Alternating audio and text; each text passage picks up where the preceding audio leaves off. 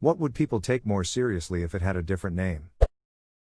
Radiation burns, not sunburns. Star damage. I know it's obvious that the sun is hot, but if you really stop and think about it, it's ducking insane. Like, compare how much heat you feel radiating off of a campfire. It's pretty intense, but if you back up like 3 feet it fades away. This fucking sun is millions of miles away and can still burn your skin. It's bananas.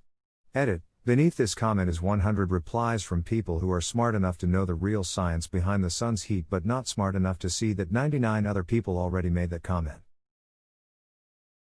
It's a little bright ball in the sky millions of miles away, and if you can see it, it can burn you from being in it too long. Like, what the duck? The only safe way to enjoy it is indirectly. And you get sad and die if you don't see it. Edit. I was quoting a famous comedian's bit about how insane it is that we're a tiny rock hurling through space at thousands of miles per hour, relying on a deadly fireball in the sky, and how crazy it is that no one mentions it on a daily basis. It's a joke, folks. But there are serious studies linking sunlight deprivation to mental illness, and you would very obviously die without the sun, no matter how much you despise it. Fanny packs. It could have been like utility pouch or hell, even shit keeper would be better than fanny pack. Edit. Holy hell y'all, I think I'm actually gonna rock one. I read a lot of your guys' responses and here's some solid names. Nut Ruck Chaos Pouch, a koala, the Hodago, and my personal favorite, the douchebag. I'm contemplating getting one and sewing it's a douchebag onto it. Thanks y'all, thanks for the awards y'all. We call them bum bags in the UK. But that's also because fanny has a very different meaning here. Vagina valuable carrier, cooter container, wizard sleeve special pocket. Minge sack, gash bag, snatch satchel, the poontang pouch, ham wallet. Snatchel raffle. Walkie talkies. Edit. Why did this blow up? Speechy reachies.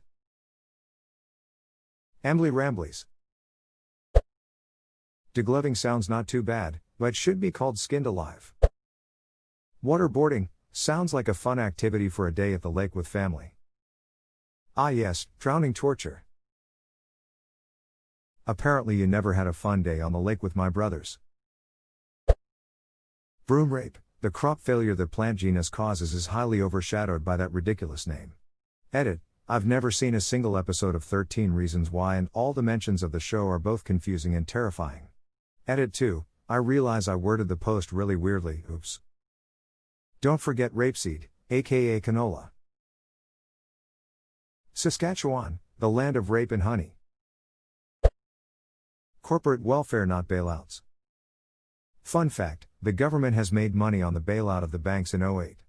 Lost $11.2 billion on the GM bailout. Cornhole. I have a hard time getting people to play. Call it a beanbag toss or bago. It sounds a lot less dirty. Looked up nicknames on Wikipedia. Got beanbag toss, dummy boards, doghouse, dadhole, sacks, beans, beanbag, some help more than others. Dadhole meant something totally different in my house growing up. Dadhole actually sounds more ducked up than cornhole. Marijuana strains, especially concerning medicine.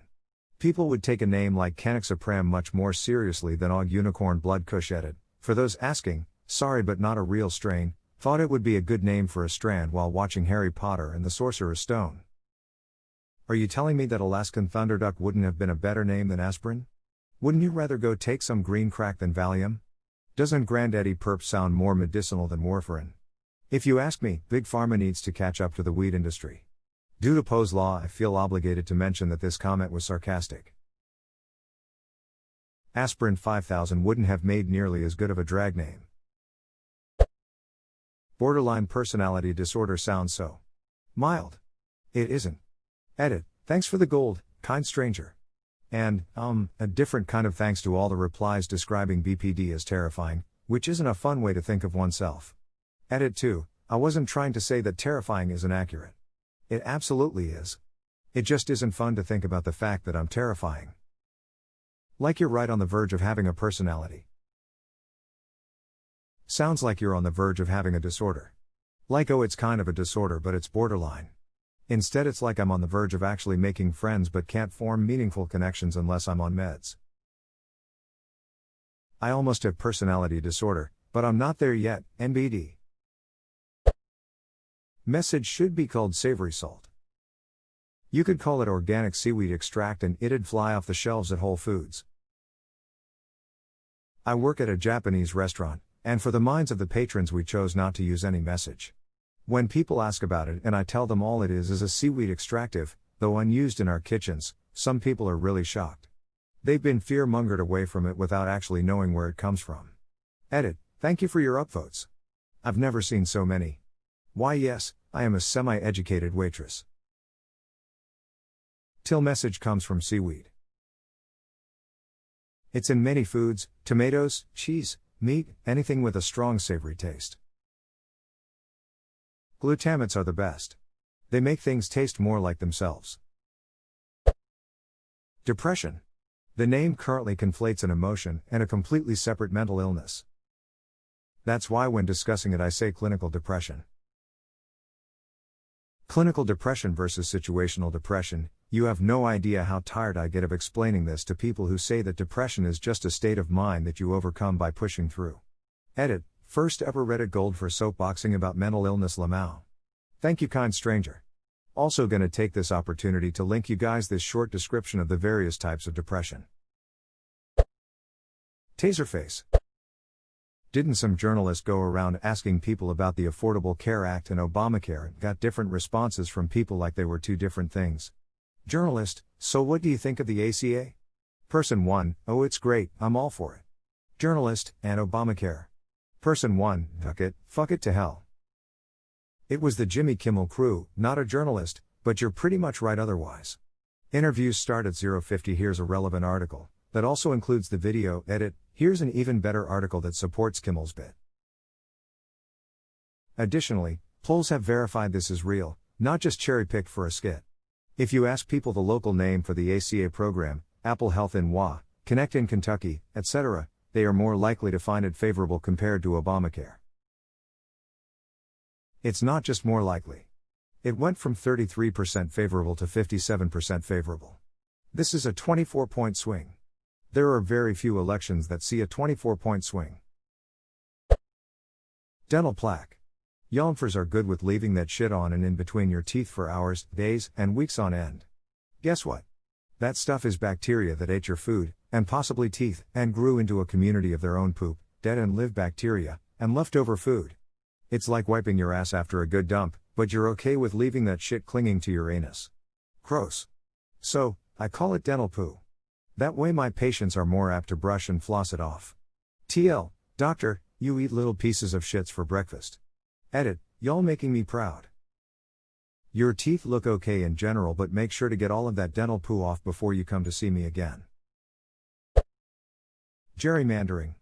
If we called it what it is, state corruption. Or whistleblowing, if you call it like anti-corruption or something. The Patriot Act. I know. When I first heard the name it sounded like it was something great, then you read what it does and damn. Exactly why they named it that way.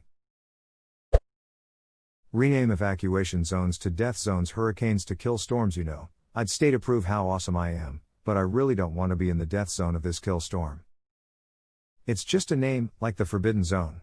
Or the Zone of No Return. All the zones have names like that in the galaxy of terror. ADHD, people treat it like it's just about not paying attention and being hyper. It can be crippling. I really want it to be called something like attention regulation disorder. Attention deficit is wildly inaccurate. The name also makes it incredibly difficult to explain hyperfocus to people. You just did X activity for 6 hours straight, how do you have ADHD? Well, that activity was my entire world for those 6 hours.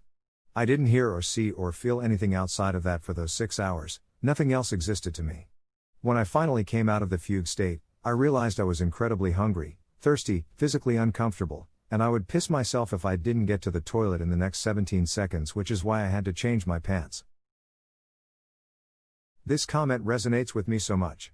I've been there and done that so often.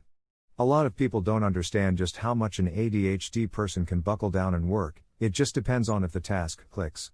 My record is 38 hours 10 p.m. Friday noon Sunday, on an emergency project during SXSW. No sleep, no breaks other than water and power bars I was carrying with me. I know it's unhealthy, but I honestly didn't notice it at the time. I wasn't tired, I didn't slow down, I didn't mess anything up. But when I got a lift home, I know not to drive sleep deprived, even if I feel fine, and sat down. It only took about 20 minutes for me to crash so hard it made me puke. I slept through the next day, and woke up at 6 a.m. the day after. Spent the rest of the month on the best sleep schedule I've ever been on, 10:30 p.m. to 6 a.m., without alarms. But sometimes, it takes an emergency for anything to click. It's taken years for me to get my own brain under control enough to just slog through boring stuff that I have to do, but if someone calls me in a panic, and they need something in what I should tell them is an impossible timeframe, I am on that like pigeons on a statue. Which tells me my brain still has a lot of work left. Edit, and I just got my first gold because I'm replying to things on Reddit, instead of focusing on cleaning my shop like I'm supposed to. I love this site. One of my big issues is something often clicks for me that is parallel to what I am supposed to be doing, but not at all related. For example, I'll be researching for a paper on disproportional representation. I won't know enough about one of the topics, so I do some sub-research. Several hours late I snap out of my haze and realize I am now reading about every major exploration of Antarctica.